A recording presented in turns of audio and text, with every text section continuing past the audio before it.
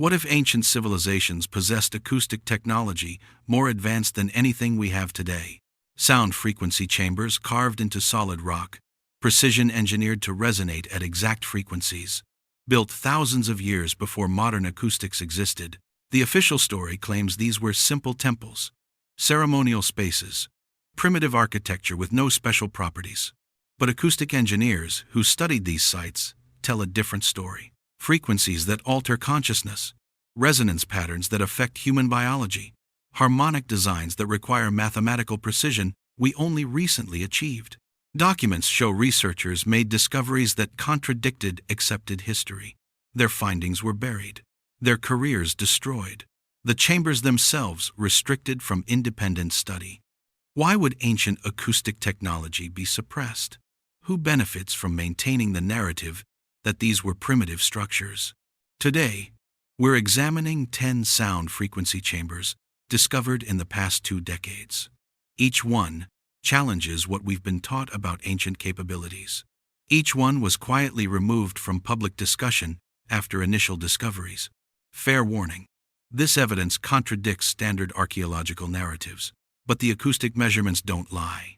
The engineering analysis is conclusive. The suppressed research speaks for itself. 10 chambers, 10 cases of advanced acoustic design that shouldn't exist, 10 examples of knowledge that was supposed to stay hidden. The pattern becomes impossible to ignore. Number 1 takes us beneath the Giza Plateau in Egypt. March of 2008. A team uses ground-penetrating radar to map unexplored areas beneath the pyramids. They're searching for hidden chambers. Standard archaeological work, but the radar reveals something unexpected. A chamber 60 feet below the surface, perfectly circular, about 40 feet in diameter. The walls show precise geometric patterns, mathematical precision carved into bedrock. Dr. Sarah Chen leads the acoustic analysis. She's a professor of architectural acoustics from MIT. Her specialty is concert hall design. She understands resonance. They lower equipment into the chamber through a narrow shaft. The measurements defy explanation. The chamber resonates at exactly 110 Hz. Not approximately, exactly.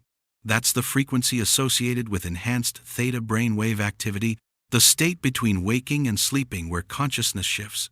But here's what makes this impossible. The chamber walls are carved to create standing wave patterns, nodes and antinodes positioned with millimeter precision.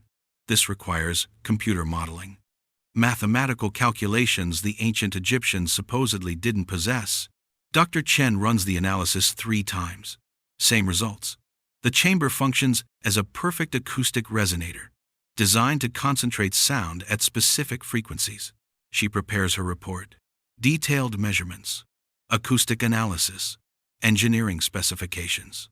Then the Egyptian Ministry of Antiquities steps in. All research materials confiscated. Access to the chamber sealed. Dr. Chen's preliminary findings classified as national security concerns. Her university receives pressure to retract any mention of advanced acoustic engineering.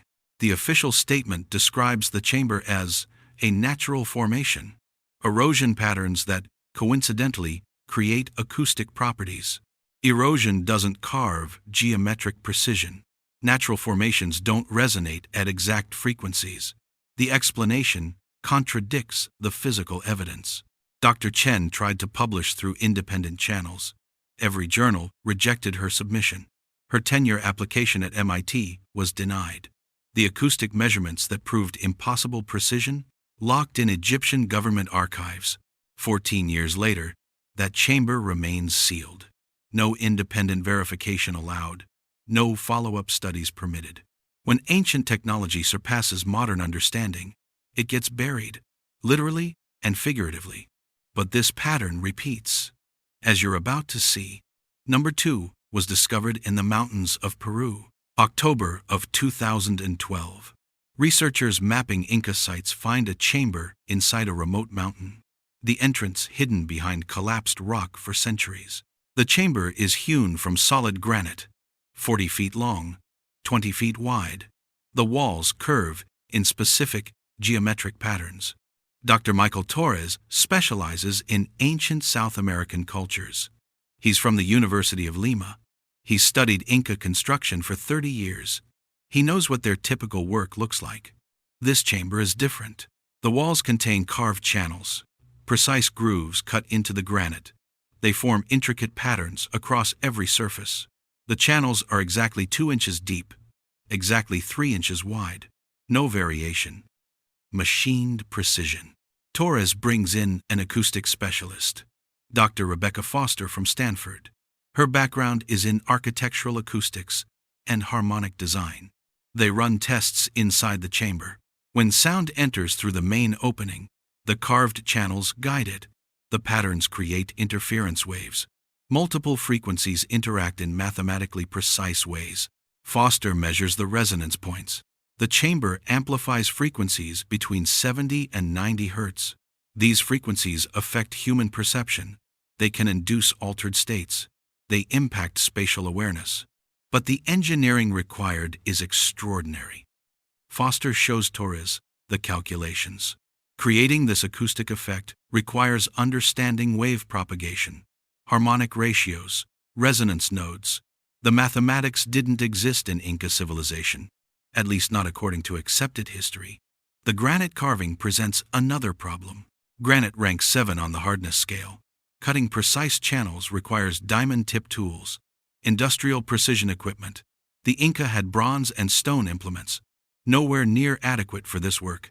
Torres documents everything: measurements, photographs, acoustic analysis.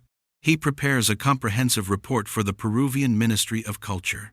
The ministry response arrives within a week, all documentation classified. The site declared structurally unstable and too dangerous for access. Armed guards posted at the entrance. Torres receives notification that his research permit has been revoked. Foster's acoustic measurements vanish from university servers. Her research notes disappear during a convenient hard drive failure. The official position? The chamber shows typical Inca construction. The acoustic properties are coincidental. Natural resonance from the granite composition. Coincidence doesn't machine precision grooves. Natural resonance doesn't target specific frequency ranges. Torres lost his position at the university within 6 months. Foster stopped researching ancient acoustics entirely. Both learned the price of discovering impossible technology. The chamber remains guarded. No independent study allowed. The evidence locked away. Number 3 brings us to a Scottish island. Summer of 2014. Archaeologists excavate a Neolithic site on Orkney. They uncover a chamber beneath an ancient settlement. Carbon dating puts construction at 5,000 years ago. The chamber is underground, built from massive stone slabs. Each slab weighs several tons, fitted together without mortar, gaps less than a millimeter. Dr. James MacLeod leads the excavation. He's a specialist in Neolithic Britain. His credentials are impeccable. 25 years studying ancient construction techniques. The chamber measures 15 feet square. The ceiling height is exactly 11 feet. The walls are perfectly vertical. The corners are precise 90-degree angles. MacLeod brings in structural engineers. They analyze the construction. The precision exceeds Neolithic capabilities. The stone cutting requires technology not available 5,000 years ago. Then they discover the acoustic properties. An acoustics researcher visits the site. Dr. Emma Walsh, from Trinity College, Dublin. She studies ancient ceremonial spaces. She brings professional audio equipment. Inside the chamber, Walsh discovers something remarkable. The space resonates at a fundamental frequency of 95 Hz. Any sound at that frequency amplifies throughout the chamber. The stone walls reflect and reinforce the vibration. Walsh measures the harmonic series. The chamber emphasizes specific overtones. These frequencies match patterns used in modern sound healing, frequencies known to affect human nervous systems. But there's more. The massive stone slabs forming the walls, each one cut to specific dimensions. The ratios between length, width, and thickness create the acoustic properties. This requires understanding harmonic mathematics, frequency calculations, wave mechanics. Neolithic people supposedly had none of this knowledge. Walsh prepares her findings. MacLeod writes his report. Both document the impossible precision, the advanced acoustic engineering, the mathematical sophistication. Within a month, the site receives new classification. Historic Scotland takes control. Access restricted to approved researchers only. MacLeod's excavation permit expires and isn't renewed. Walsh's acoustic study is labeled preliminary and unofficial. The published reports describe the chamber as a typical Neolithic structure. The acoustic properties receive a single dismissive sentence. Natural resonance from the stone composition. MacLeod protests the classification. His objections are ignored. Walsh attempts to publish her acoustic measurements independently. No journal will touch it. The chamber opens to tourists now, with one condition: no professional acoustic equipment allowed inside, no detailed measurements, no independent verification of the frequency patterns. The evidence of advanced acoustic knowledge remains suppressed. Another discovery that contradicts accepted history. Another case sealed away from scrutiny. Number 4 takes us underground in Turkey. January of 2016. Construction workers break through to a hidden chamber beneath the streets of Istanbul. They notify authorities. Archaeological teams arrive within hours. The chamber is ancient, pre-Ottoman, possibly Byzantine or earlier, carved from solid limestone bedrock. The walls show tool marks from precise cutting implements. Dr. Aylin Demir directs the excavation. She's Turkey's leading expert on Byzantine architecture. She's excavated dozens of sites across the region. This chamber puzzles her immediately. The space is dome-shaped, approximately 30 feet in diameter. The dome height reaches 20 feet at the center. But the dome isn't simple construction. The surface contains hundreds of small carved recesses. Each recess is identical in size and shape. Demir photographs every detail. The recesses form a precise geometric pattern, a complex arrangement covering the entire dome surface. The mathematical precision is extraordinary. She contacts an acoustic engineer, Dr. Hans Müller, from Technical University of Berlin.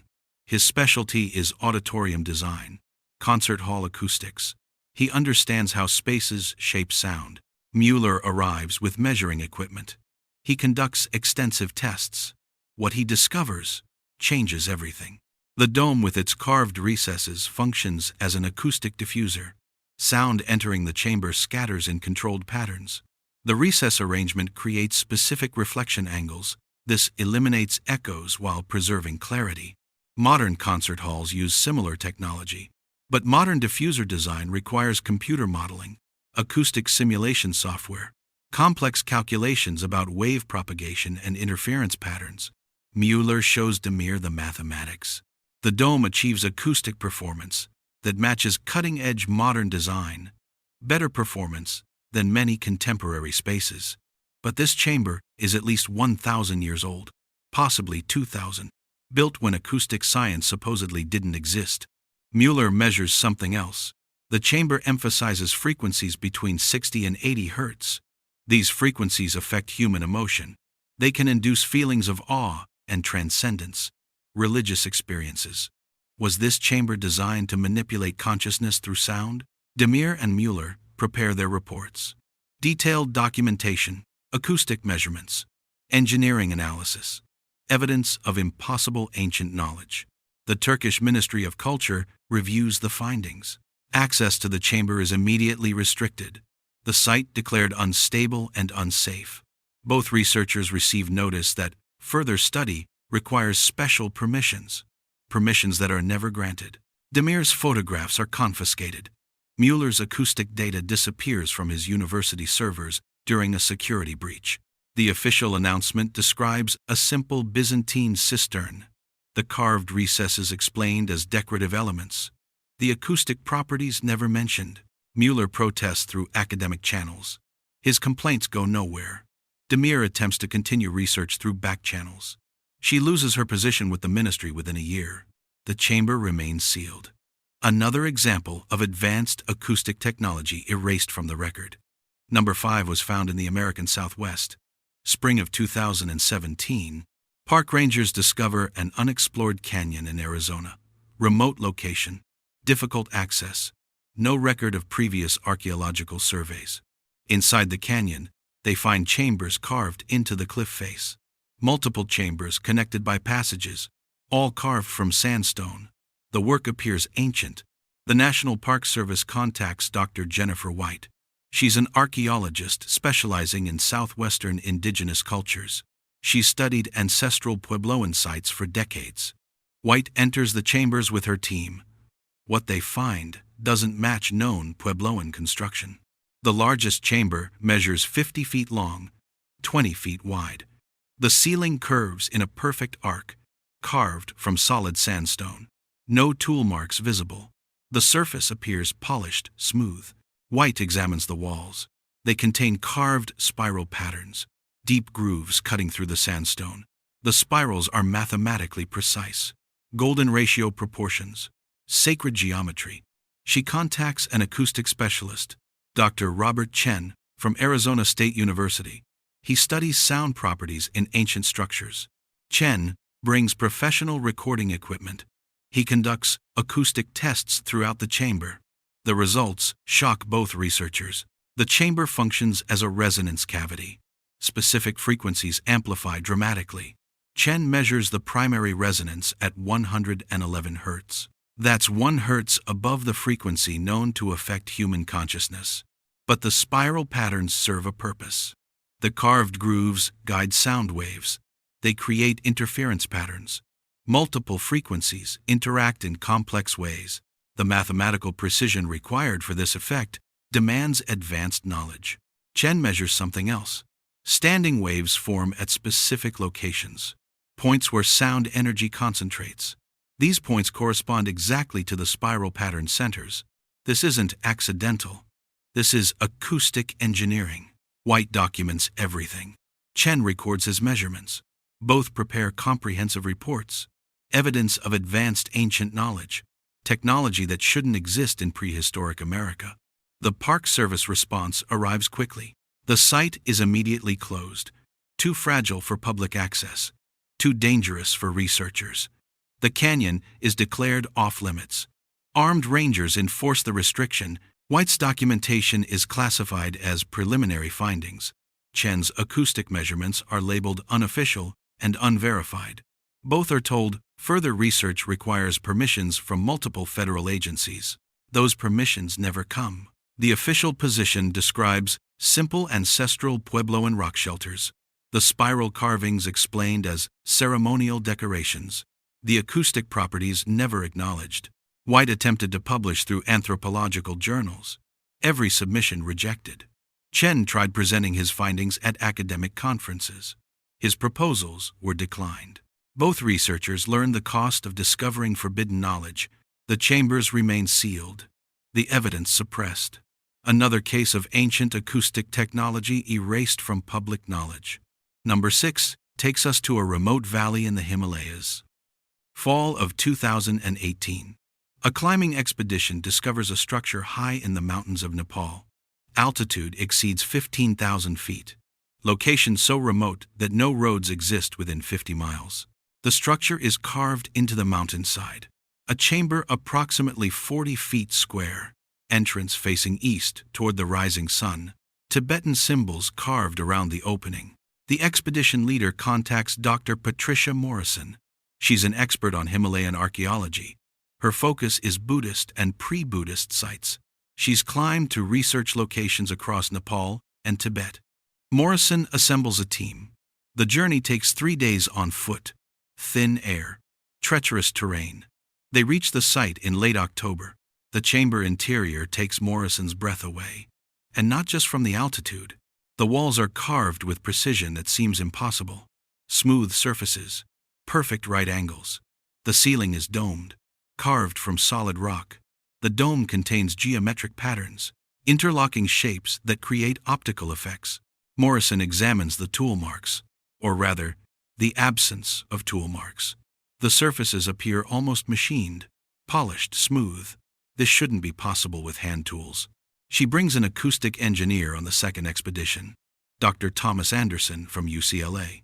His background includes both architectural acoustics and consciousness research. Anderson conducts tests inside the chamber. His equipment measures resonance frequencies, harmonic patterns, Acoustic properties. The chamber resonates at multiple frequencies simultaneously. The dominant frequency is 108 Hz. In Hindu and Buddhist traditions, 108 is sacred. Prayer beads contain 108 beads. Mantras are chanted 108 times. But Anderson discovers something more significant. The geometric patterns on the ceiling aren't merely decorative. They function as acoustic lenses. They focus sound energy at specific points. The mathematical precision required for this effect is extraordinary. Anderson measures the focal points. They correspond to traditional meditation positions, locations where practitioners would sit during ceremonies. This chamber was designed to concentrate specific sound frequencies at those positions, frequencies known to affect brainwave patterns, to induce meditative states, to alter consciousness. But the engineering knowledge required didn't exist when this chamber was built. Carbon samples from organic material found inside date to over 2,000 years ago. Morrison and Anderson document everything: measurements, photographs, acoustic analysis, evidence of advanced ancient acoustic science. They submit their findings to the Nepali Department of Archaeology. The response shocks both researchers. The site is immediately declared restricted. National security concerns. The chamber is in a sensitive border region. Access requires military clearance that is never granted. Morrison's photographs are confiscated at Kathmandu Airport. Anderson's data drives are seized. Both are informed that publishing findings from the site violates Nepali law. The chamber disappears from official records. No mention in archaeological databases. No published papers. No academic discussion. Morrison and Anderson both abandoned Himalayan research. The professional consequences were severe. The message was clear. Some discoveries are not meant to be shared. Number 7 was found beneath a medieval church in France. Winter of 2019. Renovation work uncovers a chamber beneath a church floor. The chamber predates the church by centuries, possibly millennia. Carved from limestone bedrock. The church administration contacts Dr. Marie Dubois. She specializes in pre-Christian European sites. Her work focuses on Celtic and earlier cultures. Dubois enters the chamber with preservation specialists. What she finds contradicts everything known about the region's history. The chamber is circular, approximately 25 feet in diameter. The walls rise to a domed ceiling. Every surface is carved with intricate patterns, spirals, geometric shapes, symbols that don't match known Celtic art. The precision is remarkable. The curves are perfect. The spacing is exact. Mathematical proportions throughout. Dubois brings in Dr. Alexandre Mercier. He's an acoustic physicist from the Sorbonne. His research includes ancient ceremonial spaces and their acoustic properties. Mercier sets up equipment, professional-grade audio analyzers, frequency spectrum tools, resonance measurement devices. The chamber reveals its secrets. Fundamental resonance at 74 Hz. Harmonic series perfectly spaced. The dome shape creates specific reflection patterns. Sound focuses at the chamber's center. Precise acoustic focal point. Mercier measures something extraordinary. The carved patterns on the walls aren't decorative. They function as acoustic elements. They scatter certain frequencies while reinforcing others. This requires understanding wave mechanics, harmonic theory, mathematical acoustics, knowledge that supposedly didn't exist in prehistoric Europe. Mercier calculates the chamber's age based on tool mark analysis and stone weathering. At least 3,000 years old, possibly 5,000. Built long before the Celtic period, long before recorded history in this region. Dubois examines the symbols more closely. They don't match any known language or culture. They appear to represent geometric relationships, mathematical ratios, harmonic proportions. Was this chamber built by a culture with advanced mathematical and acoustic knowledge? A culture that vanished from history? Dubois and Mercier prepare comprehensive documentation, archaeological analysis, acoustic measurements, historical context, evidence that challenges accepted timelines. They submit everything to the French Ministry of Culture. The ministry's response comes through official channels. The chamber is declared part of the church foundation, medieval construction. The carved patterns are described as decorative elements from various periods. The acoustic properties are natural resonance from the limestone. Access is restricted. Further study requires approval from multiple agencies. Approval that never materializes. Dubois' photographs are classified as ministry property. Mercier's acoustic data is labeled preliminary and unofficial. Both researchers are informed that publishing would violate preservation regulations. The chamber must be protected from public attention. The church seals the entrance. Concrete poured over the access point. The chamber returns to darkness. The evidence buried again. Dubois attempted to continue research through academic channels. Her funding was cut. Mercier tried presenting findings at conferences. His proposals were rejected. Another example of advanced ancient technology erased from the historical record. Number 8 brings us to Central America. Spring of 2020. An archaeological team works at a Maya site in Guatemala. Ground-penetrating radar reveals a previously unknown chamber deep beneath a pyramid structure. Excavation takes months. They finally breach the chamber in August. What they find inside defies explanation. Dr. Carlos Ramirez leads the team. He's Guatemala's foremost Maya scholar. He's excavated dozens of sites. He knows Maya construction techniques intimately. This chamber is different from anything he's seen. The space measures 30 feet by 40 feet. The walls are covered in polished stucco, but beneath the stucco, the stone walls show precise carving, mathematical precision, geometric perfection. The ceiling is arched. The arch curve is mathematically perfect, a catenary curve. This specific arch shape appears in advanced architecture. It distributes weight optimally, but Maya builders supposedly didn't use catenary arches. Ramirez documents the structure. Then he notices the acoustic properties. Even casual conversation echoes strangely. Specific words amplify. Certain vowel sounds resonate powerfully. He contacts an acoustic specialist. Dr. Linda Foster arrives from the University of Texas. She's studied sound properties in ancient American structures. She brings professional acoustic testing equipment. Foster's measurements reveal something extraordinary. The chamber is a resonance chamber. Frequencies between 80 and 100 Hz amplify dramatically. These frequencies affect human perception. They can induce trance states, alter consciousness, facilitate what researchers call non-ordinary states of awareness. But the engineering is more sophisticated. Foster discovers the walls contain hidden chambers, cavities behind the stucco. These cavities are precisely sized. They function as Helmholtz resonators, devices that amplify specific frequencies while dampening others.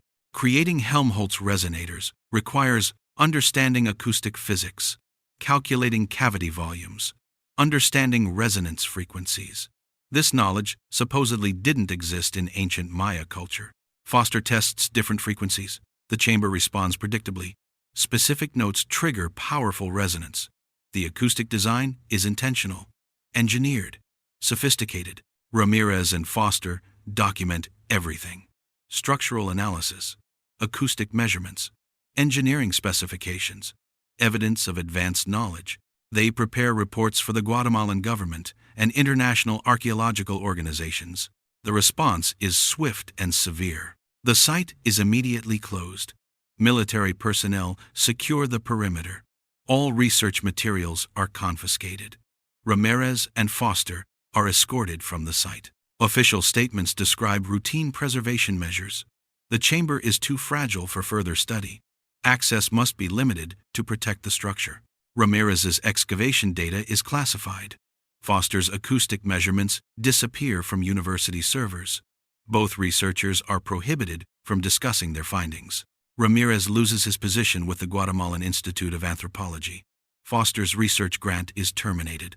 Both learn the price of discovering impossible technology. The chamber remains sealed. Concrete poured over the excavation. The pyramid returned to its pre-excavation state. Evidence of advanced Maya acoustic engineering buried again. Another discovery erased from the archaeological record. Number 9 was discovered on a Greek island. Summer of 2021.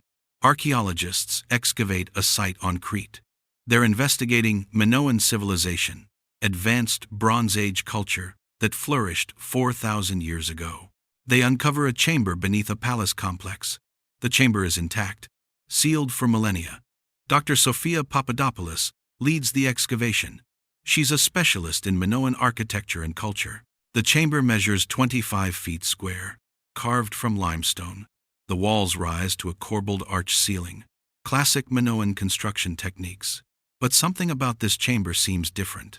Papadopoulos notices the wall surfaces. They're not flat.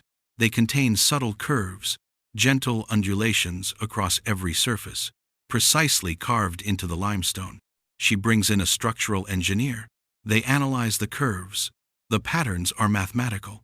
Each curve follows specific geometric principles: golden ratio proportions, Fibonacci sequences carved in stone. Then Papadopoulos contacts Dr. Nicholas Foster. He's an acoustic researcher from Cambridge. His specialty is ancient Mediterranean ceremonial spaces. Foster arrives with professional equipment. He conducts acoustic analysis throughout the chamber. The results are stunning. The curved walls create specific acoustic effects. They eliminate standing waves. They prevent echo buildup. They create what acousticians call diffuse reflection. This produces clear sound throughout the space. Modern concert halls use curved surfaces for the same purpose, but modern architects use computer modeling, acoustic simulation software, complex calculations. The Minoans supposedly had none of these tools. Foster measures the chamber's resonance. The dominant frequency is 96 Hz. That's within the range that affects human consciousness. The frequency associated with altered perception. But there's more. Foster discovers the corbelled arch serves an acoustic purpose. The arch shape focuses sound energy, creates a focal point at the chamber center. Anyone standing at that point experiences dramatically amplified sound. This is sophisticated acoustic engineering. It requires understanding wave mechanics, reflection patterns, resonance principles, knowledge that challenges everything we think we know about Bronze Age capabilities. Papadopoulos and Foster prepare comprehensive documentation, archaeological context, acoustic measurements, engineering analysis, evidence of advanced Minoan acoustic science. They submit everything to the Greek Ministry of Culture and Sports. The ministry response is immediate and decisive. The chamber is declared too fragile for further study. The site must be protected from environmental damage. Access is restricted to ministry-approved researchers only. Papadopoulos's excavation notes are classified. Foster's acoustic data is labeled preliminary and unverified. Both are informed that publication requires ministry approval. Approval that never comes. Papadopoulos protests through academic channels. Her objections are ignored. Foster attempts to publish through international journals. His submissions are rejected without explanation. The chamber is sealed. The palace complex closed to researchers. Another example of advanced ancient technology removed from public knowledge. The pattern continues. When discoveries challenge accepted narratives, they disappear. Number 10 is the most recent discovery, and possibly the most significant. Winter of 2023. Construction workers excavating for a subway extension in Rome break through to an underground chamber, deep beneath the city streets. The chamber predates all known Roman construction. The Italian Ministry of Cultural Heritage immediately halts construction. Dr. Antonio Rossi arrives within hours. He's Italy's leading expert on pre-Roman civilizations. He's excavated Etruscan sites across central Italy for 3 decades. This chamber is unlike anything in the archaeological record. The space measures approximately 60 feet in diameter, perfectly circular, carved from volcanic tuff. The walls rise 30 feet to a domed ceiling. But the dome isn't simple construction. The entire surface is covered with carved spirals, hundreds of them. Each spiral is mathematically precise. Golden ratio proportions, Fibonacci sequences carved into stone. The spirals interlock in complex geometric patterns. Rossi examines the tool marks. The carving shows precision that seems impossible for ancient tools. The surfaces are smooth, almost polished. The spiral grooves are exactly uniform in depth and width. He brings in Dr. Isabella Marchetti. She's an acoustic physicist from the University of Bologna. Her research focuses on ancient Roman and pre-Roman ceremonial spaces. Marchetti sets up professional acoustic equipment, spectrum analyzers, resonance measurement tools, digital recording devices. The chamber reveals properties that defy explanation. The fundamental resonance frequency is 111 Hz. Exactly, not approximately. The precision is extraordinary. That frequency is known to affect human consciousness, the boundary between waking awareness and altered states. But Marchetti discovers something more remarkable. The carved spirals aren't decorative. They function as acoustic waveguides. They channel sound energy through specific paths. The spiral patterns create interference effects. Multiple frequencies interact in mathematically precise ways. Marchetti measures the harmonic series. The chamber emphasizes specific overtones. These frequencies form perfect mathematical ratios, the kind of ratios found in music theory, in harmonic science, in modern acoustic engineering. But this chamber is at least 3,000 years old, possibly older. Carbon dating of organic material found inside suggests construction before the Etruscan period, before recorded history in this region. Marchetti tests different sound sources. The chamber responds predictably. Certain frequencies amplify dramatically. Others are dampened. The acoustic response is engineered, designed, intentional. She calculates the mathematics required.